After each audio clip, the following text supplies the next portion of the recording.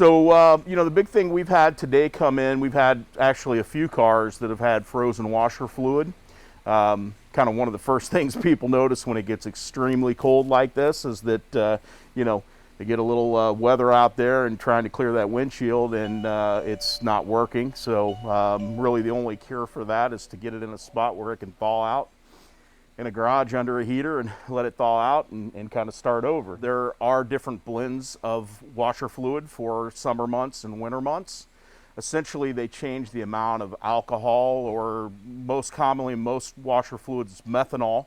The more methanol, the better the freeze point is. So the more methanol, the more expensive it is to make. So obviously, in the summer when it's not necessary, there's not nearly as much as in the winter when it gets cold like this. So even that being said, you know, depending on the washer fluid you're buying, most winter blends freeze between about -30 to -50.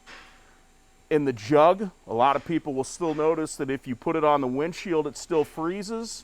That's because the methanol evaporates very quickly, and especially with moisture. So if you've got a car that's been sitting out all night, you get in it and you hit the washer fluid, it's going to freeze because you've got moisture from that thin layer of snow or ice. Methanol's gone, it freezes that quickly. So the biggest thing in cold weather like this is that really before you even use the washer fluid, you need to have those defrosters on enough for it to be warmed up that it's not, your windshield's not going to let that freeze on instant contact like that. Washer fluid is pretty much something that you can fill it right up to the cap, you know, and it's one of those fluids that we don't tend to use it all the time, but when we do, we use it a lot. You know, on a day like today, where we've got messy streets out there, you know, you may go through, you know, half a gallon or a gallon just depending on how far you're driving. So you can fill it right to the cap. This tire actually looks like it's in pretty decent shape. One of the things we look for, it's kind of hard to see, but if you'll look around this tire, every once in a while you'll see a flat spot in here that is a wear indicator on the tire. Let me see if I can turn this tire. Let's see if she's locked, because sometimes you can see it a little better. You notice right here, you see that little flat spot down within the groove? That is a wear indicator. And so if the wear gets flat with that indicator, the tire manufacturer says it should be replaced. Now, one of the things we do here, and you can do your pretty easily, is we use a tread depth gauge. And this tread depth gauge can go in there and give us an exact measurement of how much tread's left on that tire as well. But the wear indicator is a good way that anybody can take a real quick look and see how much tread depth is on a tire. Now, one of the other things I'll say about tires is that you may not want to necessarily run a tire to the tread depth is 0. I mean, a tire that's half worn is going to give you half traction, okay? So, especially when you have snow, ice, that type of thing, you really want good tires on the car. I mean, the better, the newer the tire, the better the traction is. One of the things I always tell my clients is, you know, if you run into somebody, you're going to cause a lot more damage and cost yourself a lot more money than what it would cost to replace some tires. So you always kind of need to think about that when you're dealing with the weather, the elements, and your tires. Proper inflation is big too. You know, the cold weather causes the inflation pressure to go down. So you do need to air those tires up a little bit. The other thing is, if a car's been sitting out all night in 0-degree temperatures, and you go and you start that car and you start driving, it does take a little while for that tire to warm up. They do get, rubber obviously gets extremely cold and hard too. So just kind of think about that if your car's been sitting out especially. It takes a little while to have good traction. But that's pretty much what you're looking at tires. Does it have good tread? Is the air pressure correct? That's the two biggest things. A couple pounds more is probably better than a couple pounds less. I will say that. You know, most of the reasons why tires blow out generally is a low pressure situation, okay? Having a lot more pressure in a tire can be just as bad. We don't want to overfill it by a bunch. The best thing to do is to kind of keep an eye on it and regulate it with temperature. Unfortunately, in Kansas City, that can mean that you're regulating it often with the temperature swings we have. But The main thing is just to make sure that the tire is not underinflated. That's when you really run into having some problems with them. So the big numbers that are on the tires is obviously the tire size down here. You know, it's generally kind of a three-piece number. This is a 225, 45, 17. And that tells a technician or a tire maker what size tire you have on the vehicle. You will generally have some information regarding inflation somewhere. Let's see if we can find that. This one will actually tell you a little bit about the rating of the tire. There's 3 ratings they use on a tire: tread wear, traction, and temperature. You can see this is, I believe, what's that, a 560 on tread wear, AA traction, A temperature. That's a rating system they use to tell exactly what kind of quality the tire is. Right next to that, you'll see that you've got a max inflation pressure, 51 PSI on this tire. That's high. You know, we all kind of think a 32 PSI is a normal. This is a sport tire, so it's a little bit higher pressure like that. But if you want to know what the tire manufacturer recommends, that's their recommended pressure.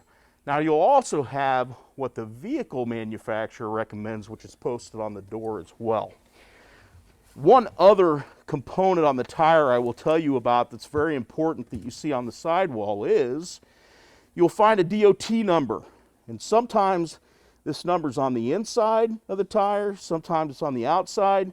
What's important about this is the last 4 digits of the DOT number actually tell you how old that tire is. In this case, we have a 3220. This tire was manufactured in the 32nd week of 2020. Tire manufacturers now recommend that tires be replaced at 7 years regardless of the tread. Based on age, they recommend them being replaced to keep them safe. So that's how you can tell exactly how old your tires are, is by that rating on the DOT. Last 4 digits, the 2 digits are the week of the year, and the second digits are the year that it was made.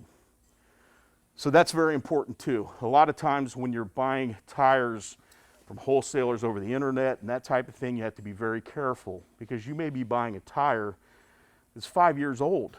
Well, if it's 5 years old, you've only got 2 years worth of what the manufacturer says is life on that tire before it's going to need to be replaced again. So you got to be very careful about that with tires. Well, there are some systems in the car that having very cold fluid, oil, hydraulic oil, those types of things, you're going to hear that. Like for instance, if you have a car, nowadays we have, a lot of these cars have electric power steering, so you don't see this as much, but still we have plenty of cars that have hydraulic power steering.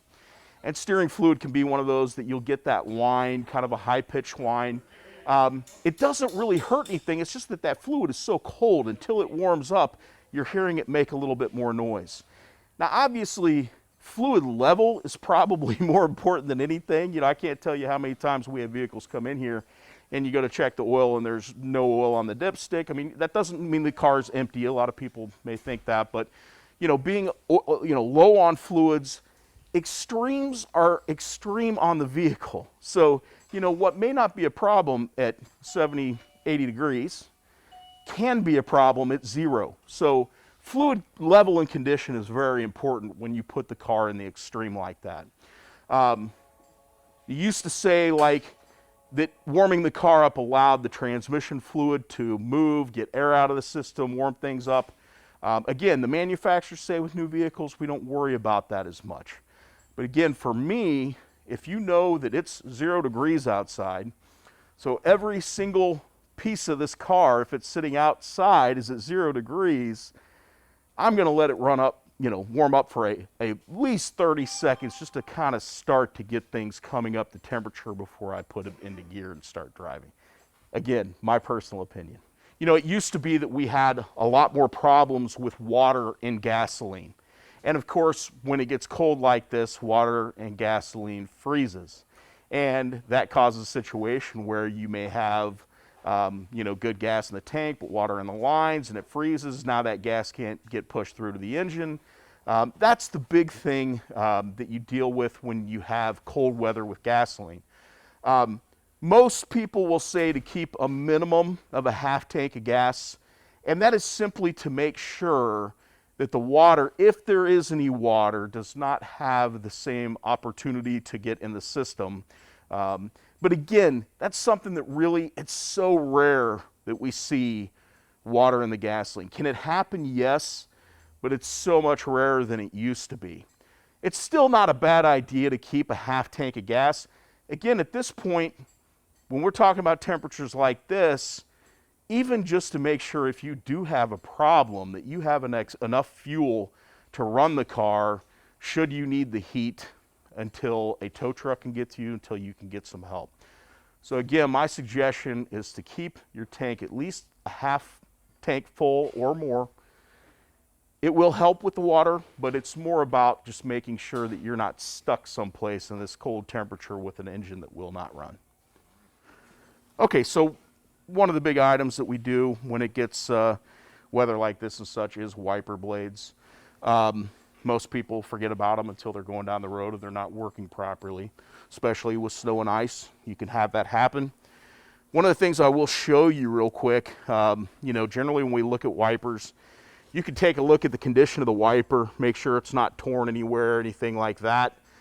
The big thing I'll tell you with this wiper, and the difference of this one I'm holding in my hand, if you notice, these wipers look a little bit different. This is kind of your traditional older style windshield wiper. All these hinges in this mechanism are made to keep the pressure equal on the wiper to the window. And you all, I'm sure, have been in the snow when snow and ice has gotten stuck in there and you're no longer getting the wiper to work across the whole windshield. You may stop and get out and knock it off or whatever you have to. It's a big problem with your older style wiper. Some of these newer wipers like this, the great thing about this wiper is it's made where the pressure is more even over the whole wiper. So when your arm is pressing this down, it's a lot better pressure against the window, but more importantly, it does not have all the linkage pieces to freeze, okay? It can get snow built up on it. They sometimes can need to be knocked off, but they are 95% more efficient in the snow. It will do a better job of covering the windshield and giving you a lot clearer vision than some of the older styles like this. And actually, they've become very reasonable. We sell this wiper blade here, I think, for right around $16, $17. And it's a good recommendation for somebody that has this style of wiper blade. There's all these little holes and spots. That's where that snow and ice sticks, and it makes this wiper not work right. So that's one of the big things we do when we have a day like this with snow. It's not uncommon that we sell out of our wiper inventory on a day like today. Can you show again kind of how it hugs onto the windshield? This one? Yeah. Yeah, so the big thing is the way it's made, this wiper is kind of a giant spring is what it is. That's why when I pull it up, you can see it kind of arc like this.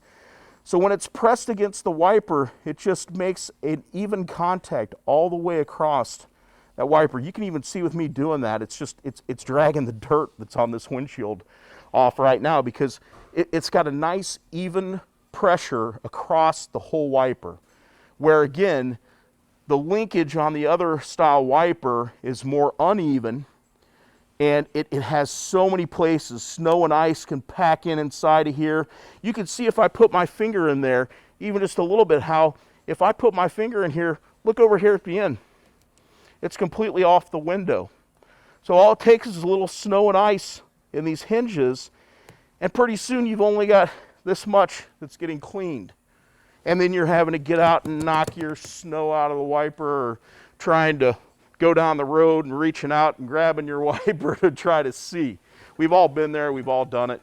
Again, these aren't perfect, but they're so much better. It's a really cheap way to really help yourself see when you have bad weather like this. I will tell you one of the biggest secrets that I always give when it comes to snow driving is probably 99% of the vehicles we have now have traction control on the vehicle. And it's a great thing going down the road. It can just make the car do so much better in the snow.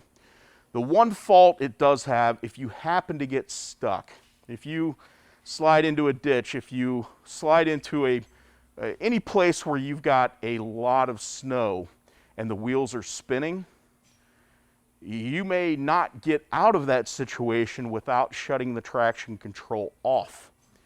Because the whole point here is when the computer detects that the wheel is spinning, it quits putting power to that wheel. If you're stuck, those wheels have to spin to get you to move. So one of the biggest things you can do is actually understand your vehicle, read the owner's manual, understand how to deal with that situation, how to shut the traction control off. In this vehicle, now again, every vehicle is a little bit different, so it's kind of hard to, show you how to do something on a vehicle because the next one may be completely different. But in this vehicle, this is the cap for our cooling system, and this vehicle is cold right now. You don't ever want to open one of these when a vehicle is hot. They can get pressurized and they can severely burn you. You can see where it says danger right on the top there, that's why. But the antifreeze that's in this system, and again, antifreeze and coolant are the same thing. The purpose of this coolant is to keep your engine cool. It will overheat if you do not have coolant in it. But if the coolant freezes, it can ruin an engine. Think about like a pop in the freezer. What happens to the pop? It explodes, right? Because it expands. The cans boom, right? Well, the same thing can happen with an aluminum engine or any other engine. If it freezes, you can ruin an engine like that. If it freezes, you can have problems with the water pumps being damaged. Lots of damage in the cooling system. So when we have vehicles in and we service them, we test antifreeze for how low the freeze point is on it. And most of your service places will do that for you as well. It's a very quick test. Depending on the coolants, there's a lot of different coolants out there, but we want to see probably a minimum of negative 30 degrees protection. Some of them even go as far as negative 50, negative 60 degrees. One of the big things I will tell you too that is commonly misunderstood is that on your vehicle you have several warning lights. We all know that. Most people realize that we do have red warning lights and we have yellow warning lights. And that's just like a stoplight.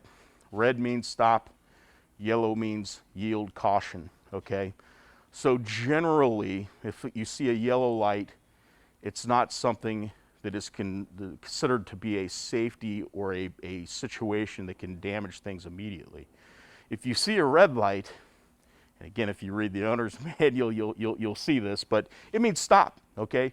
It doesn't mean drive 5 miles home. It means stop now. You could have a situation where you have a red oil light or an overheat light that's on a vehicle, and if you don't stop, you could have this little $10 hose blow on that vehicle that would cost you less than $50 to repair, that if you ignore that red light and you keep driving, you could be talking about damaging an engine that could cost you thousands of dollars. So number one is, it's good to understand that you've got red light, stop, yellow light, yield, just like a stoplight. As far as things you can notice when you don't see lights, it is definitely a very good idea to understand your gauges, your instrument cluster. Different vehicles operate different ways. Some vehicles will not give you a light when that temperature gauge goes up. You really have to be aware of where the temperature normally runs. If it normally runs here and now all of a sudden it's running up here, there's probably something wrong. So you kind of need to have a good idea of what's normal with your vehicle and what's not normal. If it's something that's not normal, you're always better off to have it checked out than just to assume that everything's okay. The lights and gauges are very important to keep you from spending lots of money that you don't necessarily need to spend. Obviously we look for things like smoke, smells, feels, vibrations, pulls. Any of those kinds of things can tell you that there's a problem when the gauge may not necessarily, or lights may not necessarily tell you that there is. Probably my biggest recommendation to any driver is to really be aware of your vehicle, really understand what is normal for it, and if something doesn't feel normal, it probably isn't. Something's probably going on, and it's always best to have somebody take a look at it and make sure you're safe, because these vehicles are really complicated and you can really hurt yourself or somebody else if there's a mechanical problem with one.